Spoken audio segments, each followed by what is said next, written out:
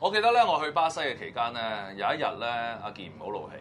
點樣怒氣咧？就話大家唔知點解咁關注阿黃之鋒嘅香港成績。係嘛？佢好怒氣啊！大家佢就話：誒有咩關我咩事啫？嗰啲佢嘅成績關我咩事先？關市民咩事先？咁樣。咁黃之鋒壓榨啊嘛，咁你又要咁講嘅，係咪？咁你咁壓榨就自然有咁嘅關係啦。不過當日我冇講係新聞啦，但係呢單有單跟進新聞。咩新聞？因為當時咧，黃之鋒咧就俾人估佢成績好差。係。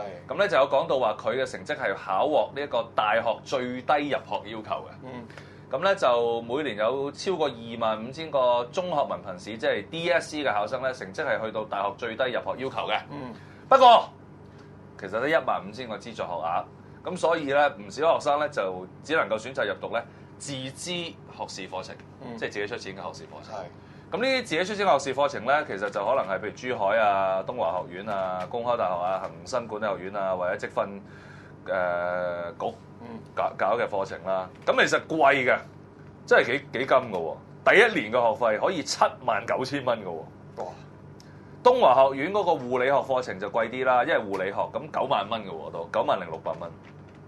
咁但係你去恒生管理學院，都第一年嘅讀咩供應鏈管理啊，即係 supply chain management， 65,000喎，哇！即係做物流嘅啫喎，隨時有機會陰公。咁而家竟然咧我覺得以前政府嘅態度係咁嘅，你讀唔成書，又要上高攀去讀呢個有 degree 嘅課程咧，咁你要俾多啲錢啦，係咪？